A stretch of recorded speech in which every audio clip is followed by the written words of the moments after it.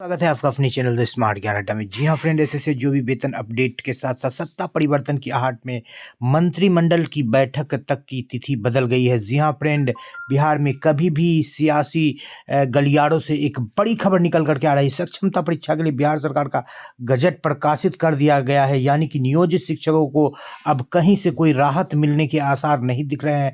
फिलहाल शिक्षक संघों ने कई सारे ज्ञापन दिए हैं, अंतिम प्रयास जारी है। 2 आईएएस के तकरार के बीच 29 तक बंद रहेगा विद्यालय, पत्र जारी कर दिया गया है।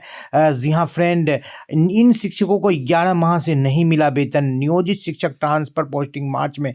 शिक्षा जगत की विभिन्न हलचलों के साथ सीधे चलेंगे अगले स्लाइड पर और देखेंगे क्या कुछ खबरें निकल रही। सबसे पहले जान लेते हैं एसएसए जो भी मत के वेतन अपडेट के बारे में, ट्रेजरी वेतन अपडेट के बारे में। तो परियोजना, शिक्षा परियोजना पहुंच गई है फाइल, जहां से कि राशि को जो जनवरी का वेतन होगा, जिसको कि 31 जनवरी तक का टाइमलाइन है, वो टाइमलाइन तक पहुंच जाएगी। जी हाँ फ्रेंड, यहाँ पर आपको दिखा देते हैं बिहार सरकार का गजट।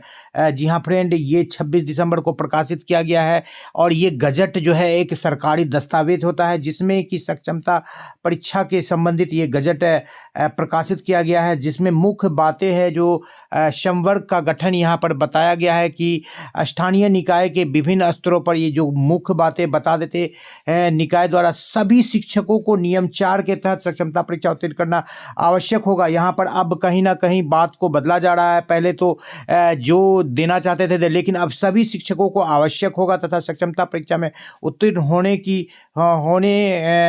एवं ऐसी सक्षमता परीक्षा उपरांत आवंटित विद्यालय में योगदान के पश्चात वे विशिष्ट शिक्षक कहलाएंगे। सभी शिक्षकों के लिए मैंडेटरी कर दिया गया। स्थानीय निकायों से विभिन्न स्तरों पर कार्यरत विशिष्ट शिक्षकों को सक्षमता परीक्षा उत्तीर्ण एवं ऐसी सक्षमता परीक्षा के उपरांत आवंटित विद्यालय में योगदान की तिथि जिला स्तर पर एकल संवर्ग के रूप में विलय हो जाएंगे। वे एक अलग संवर्ग का गठन करेंगे, जिनकी सेवा शर्तों को अब से इस नियमावली द्वारा विनियमित किया जाएगा, बशर्ते कि नियम 4 के तहत सक्षमता परीक्षा उत्तीर्ण करने पर ये विशिष्ट शिक्षक बिहार राज्य विद्यालय अध्यापक नियुक्ति, हस्तांतरण, अनुशासनिक कार्रवाई सेवा शर्त नियमावली 2023 के अधीन नियुक्त विद्यालय अध्यापकों के वेतन एवं अन्य लाभ पाने हेतु पात्र होंगे। तो यानी कि सारे के सारे जो राज्यकर्मी, यानी कि जो बीपीएससी वाले को मिल रहा है वो आपको मिलेगा, बशर्ते यह कि आगे ऐसे स्थानीय निकाय शिक्षक जो विशिष्ट शिक्षक बन जाते हैं तथा उनके विरुद्ध आज तक की तिथि में कोई अनुशासनात्मक कार्रवाई, सतर्कता दांत या अन्य कोई अन्वेषण लंबित है या नई नियमावली के उपरांत उपबंधों के अनुसार जारी रहेगा। यानी कि जो उस पर कोई कानूनी कार्रवाई की है तो उन पर नहीं होगा। जब कभी विशिष्ट शिक्षक सेवानिवृत्त हो जाते हैं या त्याग पत्र देते हैं या बर्खास्त देते हैं तो परिणामी रिक्ति पर स्थानीय निकाय द्वारा नियुक्ति नहीं किया जाएगी, यानी कि उस पर आपका जो है फ्रेश रिक्ति जो है नियमित ही होगा। और जो बड़ी बात है, विभाग अपने द्वारा एक सरकारी एजेंसी के माध्यम से इन कार्यरत शिक्षकों, स्थानीय निकाय शिक्षकों के लिए सक्षमता परीक्षा आयोजित करेगा, जो कि आप जान ही रहे हैं सीबीटी यानी कंप्यूटर बेस्ड टेस्ट होगा, जो कि नियमावली पर 1 वर्ष के अवधि में आयोजित की जाएगी। और प्रत्येक स्थानीय निकाय शिक्षक को सक्षमता परीक्षा पास होने का 3 अवसर दिया जाएगा। परीक्षा में शामिल होने के समय स्थानीय निकाय शिक्षक को उन जिलों के 3 विकल्प, यहाँ पर जो है अवसर को समाप्त कर दिया गया था, लेकिन गजट में फिर वही बात आ गई, 3 अवसर ही देना होगा, क्योंकि शिक्षा विभाग अपने वक्तव्य को बदल रही है। जब शिक्षा मंत्री के द्वारा ये कहा गया था कि अवसर को खत्म किया जाए, जो है जितना चाहे उतना दे सकते हैं, लेकिन फिर वही 3 अवसर दिया जाएगा और उसके मेधा क्रमांक के आधार पर जिला आवंटन होगा। यानी कि आपका जितना रहेगा उस जिला में सीट, उसके अंदर में आप आते हैं, अपने होम डिस्ट्रिक्ट में रहेंगे, अन्यथा की स्थिति में आपको जिला बदर होना पड़ेगा। जी हाँ फ्रेंड, तो बड़ी हलचल निकल रही है। यहाँ पर देख लेते हैं, जोड़ घटाव के बाद राजनीतिक खेल शुरू। खेल के बाद अब खेला होगा शायद 48 घंटे में नया सीन। जी हाँ फ्रेंड, थोड़ा सा आपको दूर लिए चलते हैं, कई महत्वपूर्ण हलचलों के साथ आपको दिखा देते हैं। शायद आपने देख भी लिया होगा। और यहाँ पर देख लेते हैं, 45 में से 24 विधायक बगायत को तैयार। ये हाल है जेडीयू के विधायकों का। 45 में से 44, मोर देन 50% जा रहे हैं, यानी कि पार्टी पर भी संकट आ सकता है। जेडीयू के अस्तित्व पर कई महत्वपूर्ण हलचल है। जी हाँ फ्रेंड, वीडियो को स्किप नहीं करेंगे, शुरू से अंत तक देखेंगे और आपको आज का वीडियो काफ़ी महत्वपूर्ण है। जी हाँ फ्रेंड, यहाँ पर आप देख पा रहे हैं कि आपको एक-एक करके बारी-बारी से विभिन्न समाचारों को दिखाया जा रहा है। यहाँ पर देख लीजिए, पत्र जारी कर दिया गया है आपदा प्रबंधन विभाग के द्वारा। फिलहाल ये 25 तक शीतलहर लहर से रेड अलर्ट जारी किया गया है। और ऐसे रेड अलर्ट के बीच में जो है अपर मुख्य सचिव के पाठक के द्वारा जो है विद्यालय को खोलने से संबंधित पत्र दिया जा रहा है। आज एक बच्चे की जान चली गई मुजफ्फरपुर में, उसके जान की कीमत कौन देगा? उसके जान का कीमत ये आपसी रंजिश से जो कि आईएएस के बीच में चल रही, कोई अपना वर्चस्व कायम करने के लिए बिहार के बच्चों के जान के साथ खेल रहा है। जी हाँ फ्रेंड, इतना ही नहीं, 29 तक आपदा प्रबंधन विभाग ने पत्र जारी कर दिया है रेड अलर्ट के लिए कि 29 तक जो है रेड अलर्ट है। जब रेड अलर्ट के साथ 25 से 29 तक रेड अलर्ट की सूचना दी गई है आपदा प्रबंधन दिवस के द्वारा शीत दिवस के लेके, तो ऐसी स्थिति में बिल्कुल हर हाल में जो है बिल्कुल विद्यालय को बंद रखना चाहिए। और आपदा प्रबंधन विभाग ने यहाँ पर पत्र लिखा है कि उपयुक्त विषयक प्रसंगाधीन भारत मौसम विभाग द्वारा दिनांक 24 और 25, जिसको कि बढ़ा के 29 कर दिया गया है, शीतलहर से रेड अलर्ट जारी किया है।